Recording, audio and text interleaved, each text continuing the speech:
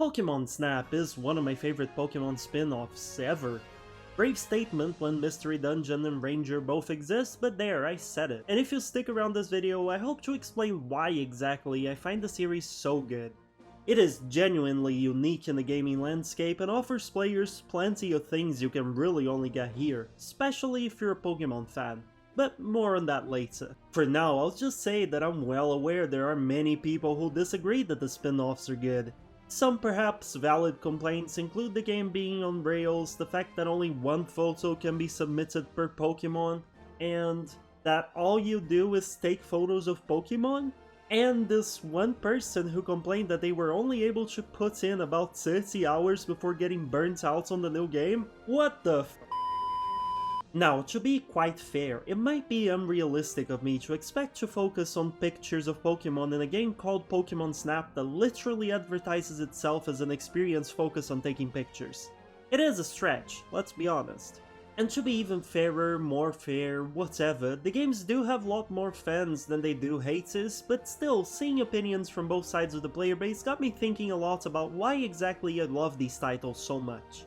And after replaying the games and sitting down to write my thoughts, I think I managed to figure out what makes the title so good.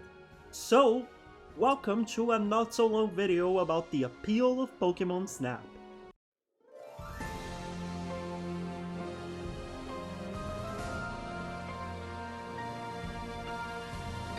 Before we truly get started, I think some definitions are in order. As much as the games are known by the fanbase, they still sold way less copies than pretty much any new mainline game in the Pokémon series, so at least one of you has no idea what Pokémon Snap is. Fret not, random person who lacks this knowledge, for I'm about to explain what the games are and give some general context regarding the spin-offs, so hopefully you'll be all caught up by the end of the section. Pokémon Snap is a game in which you seek out and take in-game photographs of Pokémon in their native environments. That's pretty much the best explanation I got for you, mostly because I took it straight out of the Nintendo store page for new Pokémon Snap. It's simple, but it's accurate. Both games, the original Pokémon Snap from 1999 and the new Pokémon Snap from 2021, have you go through a map inside a cart. The cart takes a predetermined route, and all you have to do is snap pictures of the Pokémon that go by around you. Well, kinda.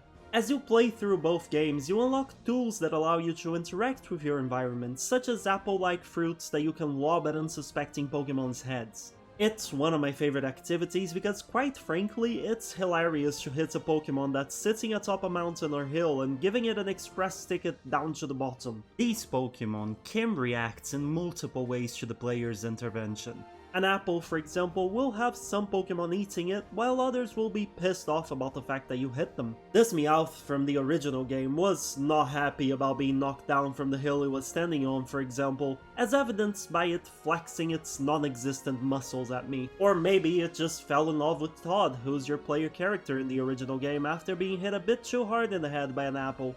Who knows? And the apple really is just an example. There's not much you can unlock, but there's a few items in each game, all containing unique interactions with various Pokemon. My favorite, however, has to be the one that allows you to turbo your way through the maps at high speed, because who's got the time to sit through a slow ride, am I right? Well, actually I do, but the thing is that this upgrade is needed because you'll be repeating levels. A lot. That's actually one of the complaints lots of people have, which is how repetitive the game can be. I have my doubts about whether or not this is a negative because while it does reach a point in which both games get excessively repetitive, there are so many strategies and mitigating factors in place to make the repetition fun that I genuinely don't mind replaying levels. I'll talk about that soon though. For now, let's talk about why we need to replay levels. In both games, you get your pictures graded. You can submit one photo of each Pokemon for evaluation, and the score you get accumulates to unlock new tools and stages later on. The score varies according to many factors, such as how close the subject is to the camera, the pose it's doing, if it's in the center of the picture, and even if there are other Pokemon in the shot. If you replay a level or find a certain Pokemon in another level, you can submit a new picture for evaluation to see if it scores better than the old one. New Pokémon Snap, and yes, that's actually the name of the 2021 title, goes one step further by having 4 poses you can capture for each of the over 200 Pokémon in the game. These poses are marked by stars, and the 4-star poses sometimes require quite a bit of experimenting to find, but they are often fantastic. One of my favorite examples is the Pidgeot in the first stage of the game. If you hit it once with an apple or fluff fruit, how it's called in the game, it flies up to a tree. You can then toss a fluff fruit next to a Magikarp in the nearby lake to make the Pidgeot dive down and grab the poor Magikarp. That's your 4-star photo opportunity, and it's absolutely hilarious. Am I a terrible person? Actually, don't answer that. I will add that the original Pokémon Snap also had really cool exclusive photo opportunities like this, such as saving Jigglypuffs from their coughing assailants in a certain map to get them all to perform on stage by the end of the level. However, the original didn't really have the star rating for different poses, it just gave you insane amounts of points if you managed to set up these exclusive shots. As such, yeah, you will be replaying maps over and over. Even if you just want to reach the credits, chances are you will have to replay stages a few times to level up or find secret paths to the next map or to a new section within your current map. And yes, I said secret paths. Both games have chains of actions akin to the Jigglypuff or Pidgeot examples that you must accomplish within certain maps that unlock new areas for you to explore within those maps. One of my favorite examples in the new game is the one showing on screen right now. A Crabominable starts punching a tree, and if you hit it with an Illumina Orb, it punches the tree harder. Hard enough, in fact, to knock snow off of it and right onto a sleeping Abomasnow's head. Now, I don't know about you, but I hate being woken up with a bucket of snow being dropped on my head, and apparently so does this Pokemon, who demonstrates how pissed off it is. Its anger summons a Frostlass, and if you take a picture of it, it flies away into a secret side path that you then permanently unlock. And the best part is, as convoluted as it seems, none of it is needed to beat the game and experience a good chunk of content. It's all pretty nifty, really. Anywho, that's the gist of what goes on in both games. How the game feels, if you may. But I would also like to delve a bit more into each specific game because it helps us understand some of the complaints and improvements attached to the new Pokémon Snap. Did you know that the original Pokémon Snap was not actually a Pokémon game at first? Maybe this is common knowledge for the fanbase, but since I never actually looked into the game's history before doing research for this video, I was shocked. The game was developed by HAL Laboratory of Kirby fame, and Pax Softnica of Molemania fame, I guess? According to Iwata during an interview conducted by himself with Kirby's Epic Yarn devs for Iwata Asks, a sort of interview show he used to run, the original photo game didn't really have a goal. He says, and I quote, "We wondered what players would enjoy taking pictures of, and later on we made a somewhat forced switch to taking pictures of Pokemon." End quote. We will eventually come back to this quote because I feel like it brings up a very important point in our quest to find the appeal of Pokémon Snap, but more on that later. It's a good thing that they did rebrand the game and eventually release it for the Nintendo 64, as it became a cult classic for the 2 decades that followed. As for the game itself, it wasn't very long, with the obvious exception of returning to take pictures ad infinitum and doing the endgame score attacks, which the new game also has. I focused on getting all the stages unlocked, reaching the credits, and photographing all Pokemon, and I still managed to finish all that in one 3 to 4 hour recording session. And I mean, when you consider the circumstances of the game, it makes sense. There was only one Gen 1, to work with, and from those 151 Pokemon, only 63 made it into the game, in a decision that to this day I still do not understand. Those 63 Pokemon were divided amongst 7 courses that lasted around 3 minutes each.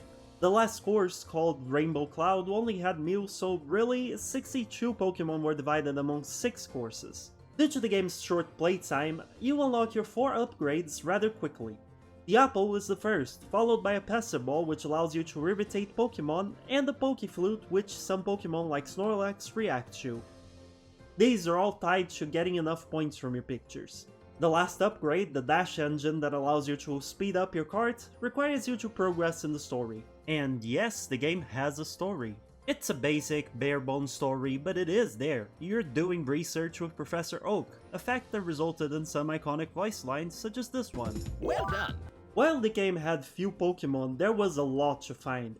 Pikachu, for example, could be persuaded to pose as Surfing Pikachu or as Balloon Pikachu and other hidden poses. The legendary birds were hidden behind puzzles required to hatch their eggs, though I hesitate to call them puzzles since one of them, Moltres, is literally sitting in the middle of the path and all you have to do is knock the egg into lava, but still, I have no better word, so puzzle it is. And the one feature lots of people loved, you could even get Pokemon to evolve. Take this unsuspecting Charmeleon walking around a pool of lava, for example. Just chuck an apple and toss it into the pool and bam, Charizard. Or even this Charmander. Toss an apple to feed it, and a Magmar will come over and angrily attack the poor Charmander for the food. Fire seems to evolve these guys though, so it probably evolves into Charmeleon and fucks up the Magmar. Now that I think about it, the Pokemon world is kinda messed up, isn't it? And that's it, really. There may not be much to the game, but it was a lot of fun to play. And that's all we had for over 20 years, until out of nowhere, Nintendo announced a new title in the Snap series, New Pokémon Snap. Now, lots of players will disagree, but if you ask me, the new game was an improvement in almost every conceivable way when compared to the original. Maps now last sometimes twice or thrice as long as they once did, though I do understand this being a con for some people. The graphics are absolutely gorgeous, there are 230 Pokemon in the game, many new poses and ways to interact with your environment, like twice the amount of maps, and even many ways to experience said maps with research levels and night times, list goes on and on.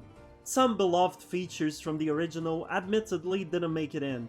You can't evolve any Pokemon in the new Snap title, for example, which is just a damn shame. Some other features did make it in but really shouldn't have, like artificially limiting the amount of photos we can submit per Pokemon. However, the game also brought many new features into place, so that helps alleviate the pain from the missing stuff, at least a little bit. The main feature it added was, I think, online mode. The game not only allows you to edit your pictures with filters, stickers and etc, but also to post them online for the whole world to see and vote on. And even if you don't care about that, new Pokémon Snap brings a lot more to the table. The core of the gameplay remains the same. Go through maps on a cart taking pictures. But now you have even more tools, with things such as a scan that's able to pick up on points of interest during the track. Not only that, but you also have more hand-holding this time, if you choose to use it anyway. I guess the devs realized that some folks would never figure out how to get 3 or 4 star poses of some Pokemon, and as such a mission board was implemented, in which members of your research team give you rumors and vague hints about how to trigger specific poses. Some are nearly useless, but others help a lot. The original did have something like that, with Oak saying that there seems to be a hidden path in any given map, but the hints here are much better developed, focusing on specific poses. And yes, I said research team, New Pokémon Snap also has a story and it's more grandiose than the original in every way. In this tale, you're still helping a professor with research, but this time it's research on the Illumina phenomenon, which basically powers up Pokemon and makes them glow. Throughout the course of the game, you will fight bosses, per se, meet legendary Pokemon, find the history of your current region, and even meet up with Todd, the original Pokémon Snap protagonist. The stakes are low and you really are just doing research, but I don't see that as a downside. The final result is a very cozy storyline that I really came to appreciate, even if it doesn't do anything special. And that's it, really. Comparing both games, they each have strong and low points. New Snap is very akin to Old Snap, but some folks will likely miss the puzzles required to progress and the evolutions, while others will appreciate everything new the most recent game brought to the table. But I started this video by mentioning the complaints about the series, and I think my explanation has made it clear that yeah, some of them are valid. The games do get repetitive if you're trying to get all poses, or, you know, good scores. The games do needlessly limit your photo submissions to 1 per Pokemon, forcing you to replay entire levels just to submit another pose. And those are just 2 of the many valid complaints people might have. Pokémon Snap is not a game for everyone, but really, what in life is? I still love it anyway, and I'll scream that to the whole world, damn it. You might have noticed in my explanation thus far that I haven't actually defined the genre for the series. Now, I've written some reviews for games, and while you might think they're pretty bad, I promise I'm not bad enough to forget to define a game's genre, no. I actually chose to hide that information on purpose for later discussion. It is now later than it was when I started the video, so I'd say the moment to talk about genres has arrived. People commonly call Pokémon Snap a first-person on-rails shooter. It's a fitting definition, really. First person because that's how the camera is. You see the world in first person, often through the lens of a camera. On rails because you're, well, on rails, literally. And shooter because you're murdering Pokemon left and right with your dual-wielded shotguns, naturally. Oh, wait, sorry, I forgot this is a franchise for kids. No, shooter is a bit more metaphorical. You're taking shots of Pokemon with your camera. Look, it doesn't have to make sense. First person on-rails shooter is just the closest genre box people could fit Pokémon Snap into. But I find that fascinating because, quite frankly, Pokémon Snap has some key differences to the rail shooters I've played. While I will outline them now, feel free to let me know in the comments if you've played any that do the things I'm about to list as more unique to Pokémon Snap. The way other games in the genre work is by making your character move through a predetermined path via a level as if, you know, on rails. Sometimes you can wiggle and move your character left, right, up or down like in Panzer Dragoon, and sometimes you can only aim and shoot like in House of the Dead. I don't know about you guys, but I at least associate titles like these with arcades. I find games like House of the Dead so often in those, and I always have a good time with them. You can replay levels for fun, as these games are often fast-paced and very fun, or, you know, for better scores, I guess. Pokémon Snap manages to be so different that it even spawned a bit of a subgenre, with indie games such as Penco Park trying to fill in that same niche to varying degrees of success. And just for your information, Penco Park is actually one of the good ones. You should go and play that game if you're missing Pokémon Snap. Anyway, back to the video. The main difference I can point to is the pace. Pokémon Snap is slower paced and it makes sense. If the series offers the player a look at wild Pokemon living their lives and a way to photograph and manipulate the environment to get new photo opportunities, you can't really zip through the level. At least not until you've already explored most of it multiple times, which is why the boost function on the cart is a late game upgrade in both Pokémon Snaps. If you're just trying to shoot as many things as possible though, then yeah, speed adds to the adrenaline of the game. In fact, the very purpose of the game also changes. You're not trying to get a thrill, you're not trying to kill as many enemies as possible, no. You're trying to photograph your favorite creatures. The very premise of the game changes as you're going from the aggressive act of killing something, or many somethings, to the very passive act of photographing wildlife. That is, until you decide to toss apples at said wildlife and cause them injuries anyway. And that is also reflected on your tools. Guns or magic staffs or whatever, as opposed to a camera. While I'm not well versed in the on-rails shooter genre, I found from the few that I played that Pokémon Snap also has more in terms of interactivity with your environment and the creatures. Sure, you can blow up barrels and take out enemies for a combo in the games with actual guns in the genre, or shoot collectibles, but there's not much else. It makes sense though, you're probably not playing to observe the behavior of the zombies you're killing, you just want to kill them. But Pokémon Snap offers the player the rare opportunity to see how a Pikachu interacts with a surfboard, or how a Navalug can give rides to other Pokémon. And it would be a damn shame to not provide the player with an opportunity to interact with these Pokémon somehow, wouldn't it? As such, there's a lot more you can actually do in Snap, from tossing apples and orbs at each creature to observe their behavior and reactions to provoking fights between species. There's probably more than I can outline in terms of differences, but I think you get the idea. Pokémon Snap is a wholly unique experience within the genre people commonly place it at. However, this difference is also responsible, in my opinion, for the fact that more people feel the repetition in the game.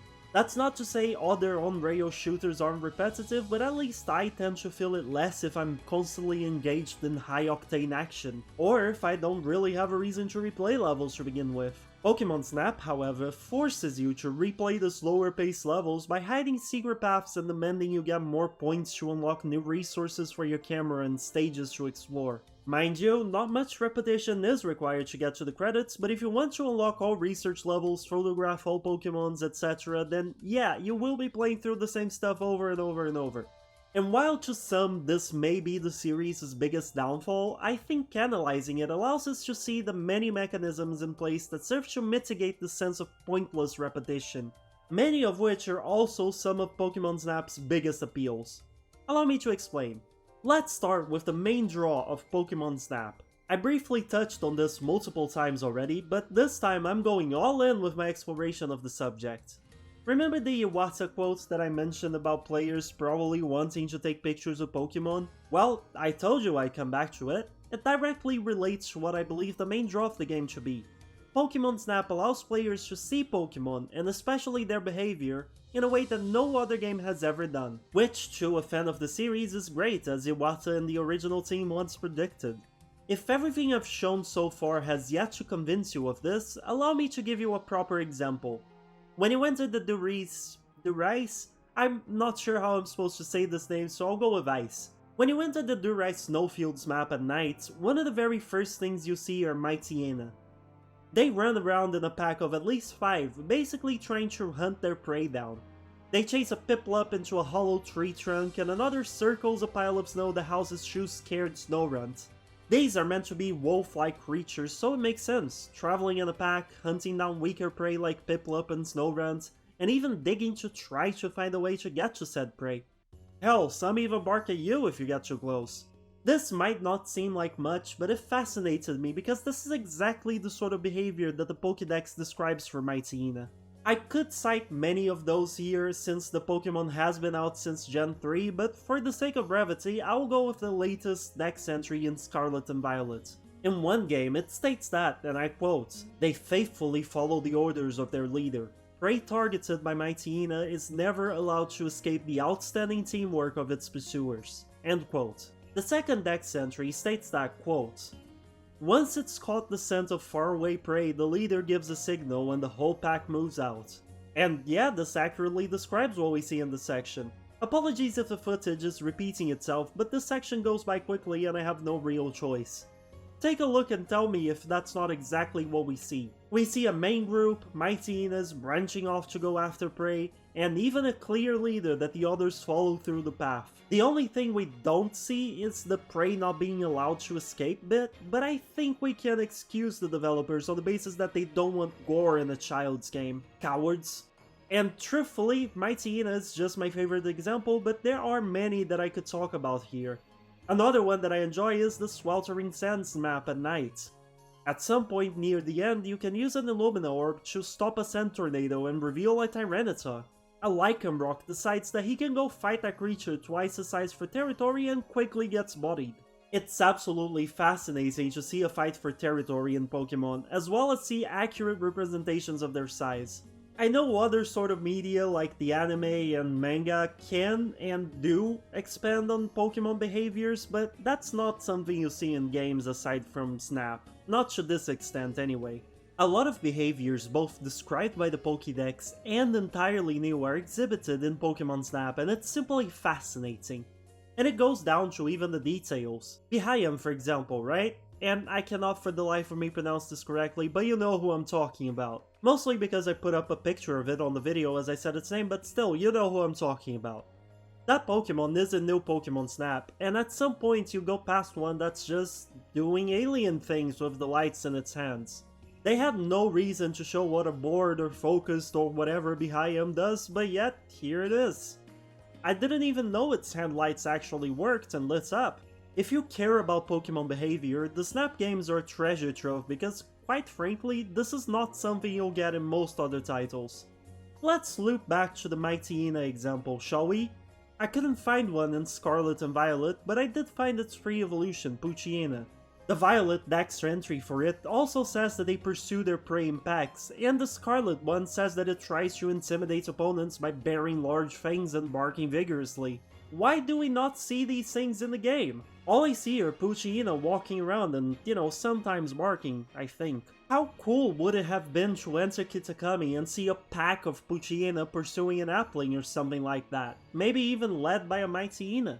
Now, extrude this logic a bit further and picture how the Gen 9 games could have been if we saw every Pokemon running around and actually behaving like their Pokédex entries describe. Yeah, we would see some pretty disturbing stuff like a bunch of kids floating away on Drifloon, but again, how cool would that be? But anyway, I digress. This is a topic for a video on the wasted potential of Scarlet and Violet. My point is, Pokemon Snap manages to be a very unique entry in the franchise and an incredibly innovative game as a whole, mainly because of how much it adds to the Pokemon world by showing us how the creatures behave in the wild. I know we've had some other games that show a bit of that, but in my opinion, none have done it as well as Pokémon Snap. By now, however, you might be asking yourself how exactly this relates to the repetition I talked about previously, and honestly, to some of you, it just doesn't. However, to me and plenty others, it is the main factor in fixing the tedium generated by the repetition. Every time I would enter a map, I would focus so much on some things that I would miss entire Pokémon appearances. For example, in the beach area in the original Pokémon Snap, Lapras shows up at the far back of the map in the ocean a few times. If you photograph every single one of its appearances, it shows up at the end-ish of the map very close to you so you can take an actually good photo. However, I only realized Lapras showed up more than once on my 5th or so go at the map because I was never focused on the very end of whatever view was within my sight. I was just too fascinated by the Meowths pursuing the PGs to pay attention to anything else. For lots of people, getting a new tool, or even just getting hints about possible new behaviors, is enough to make them willingly, and happily, return to each previously beaten stage just to seek out new and hidden behaviors from their favorite Pokémon. New Pokémon Snap goes one step further and introduces research levels, which change the Pokémon available in an area. This, combined with the star rating I mentioned, means you're actively rewarded for seeking out unique displays from each Pokémon. Getting different star poses gives you more research points, which in turn unlock new research levels within the stage, which in turn again unlocks new Pokémon and behaviors for existing Pokémon. One clear example is the Sweltering Sands level at night. I'm playing a bit of its level 1 right now, so just pay attention for a couple of seconds. Alright, now here's that same section but in research level 2. See the difference? In the beginning section alone, you see the addition of a Silicobra digging into the sand and a Kangaskhan stargazing. Each research level you gain adds a lot of these changes to the world and it really helps keep things fresh. Hell, there's even night and day visits to some maps. The course is the same, but the nighttime tends to change pretty much everything about the Pokémon. Don't get me wrong, this strategy to combat repetitiveness is far from perfect. No matter how much you enjoy Pokémon behavior or taking and sharing pictures or unlocking stuff, eventually you will run out of research levels to unlock, and you will see all behaviors there are to see. But I'd like to think that unless you're that one guy at the beginning complaining about having only 30 hours of gameplay, you will have gotten your money's worth by that point. I know I did anyway. And even though this strategy to lessen the negative impact of replaying levels is very effective, it is far from being the only one employed. Both games, the second more so than the first, often give hints about what you're missing.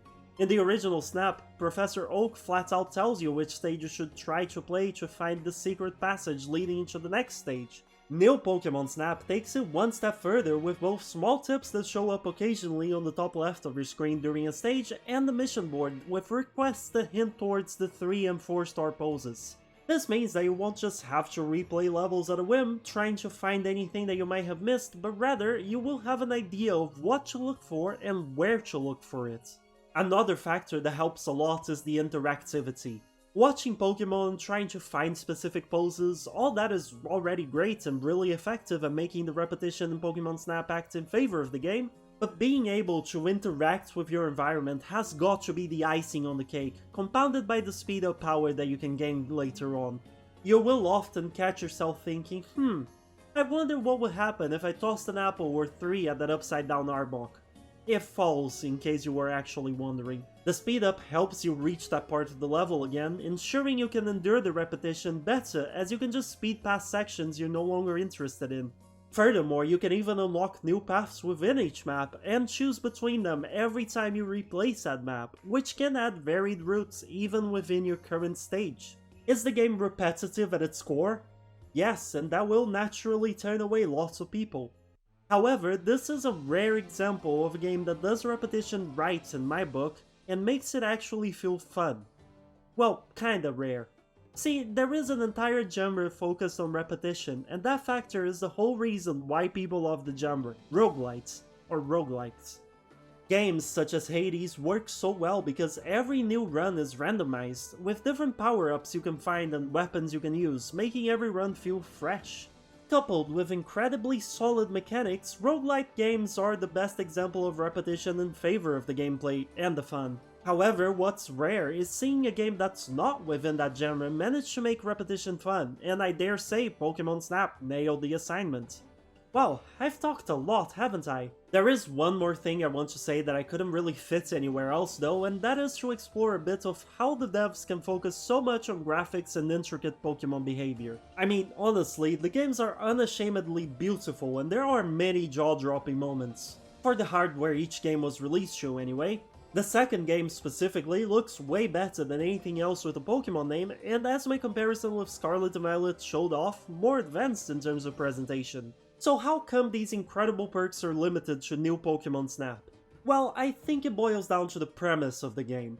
Scarlet and Violet are big open world adventures that have the player freely exploring the whole map from the get-go. Snap, on the other hand, doesn't have to worry about building a world. They only need to build what's around your vehicle's predetermined path. When you only have to focus on a strict pathway, it's a lot easier to pay attention to and build intricate surroundings to this focal point. Furthermore, the game is designed to be looped through, meaning you reach the end and you return to the beginning if you so desire, and so does everything else. The game is scripted to act a certain way from beginning to end, until you intervene anyway and temporarily change things until the next reset. If you only have to focus on building an intricate world around a train track, and if said world only needs one set of behaviors that constantly reset with each attempt, then devoting the attention required to visuals and set behaviors becomes a lot easier when compared to having to build an entire fully traversable world like Scarlet and Violet did. This is actually why I'm not sure I agree when people say they want a fully open world Snap title. The new main game series is fully open world and a lot was lost due to that, even if a lot was also gained. I personally see no way that the devs can keep up with the visuals and the scripted behaviors while allowing the player freedom of movement and crafting an entire region for us to play around in. Mind you, the Pokémon Company definitely has the resources to get it done, given that Pokémon is the most profitable franchise in the world, but with the franchise's recent track record, we all know that they would not manage to go open world and keep what made Pokémon Snap so special. However, I will admit this is all speculation on my end, so I'd be very curious to hear from you. Why do you think the new Snap has all these unique traits that make it stand out? And now, that's it. We've reached the end and you stuck through the video. I'd give you a gold star, but I feel like your pose wasn't good enough, so you got a bronze star instead. If you've made it this far, let me know what you thought of the video. I would also love it if you could answer some questions. Have you played either of the Pokémon Snap games? Did you like them? Do you have a favorite memory of either title in your head? Of course, you don't have to answer all of this, but I do love reading comments, so I'm just throwing ideas out there. If you liked this video and you want more, then I'm sorry to say that I don't actually have anything else related to Pokémon Snap. But I do have a lot of content related to Pokémon in general. Well, I say a lot, but it's really 3 other videos, but they are 30 to 60 minutes long each, so you have plenty to watch. The link to each should show up on screen as I talk about them. One is an analysis on why the remakes have been getting worse lately. Another is about the many versions of Lusamine and discussing whether or not Ultra Sun made her a worse character compared to OG Sun and Moon. And the latest video is about the wasted potential of Pokemon X and Y, which may seem harsh, but I promise it's a positive outlook on the games as I genuinely do enjoy them. With that said though, all that's left is for me to say I hope you enjoyed the video, and if you did, to please leave a like and subscribe as both actions really help out the channel. But above all else, leave a comment, I really do love hearing from all of you. That aside, thank you so much for watching and I'll catch you hopefully in the next video. Bye bye!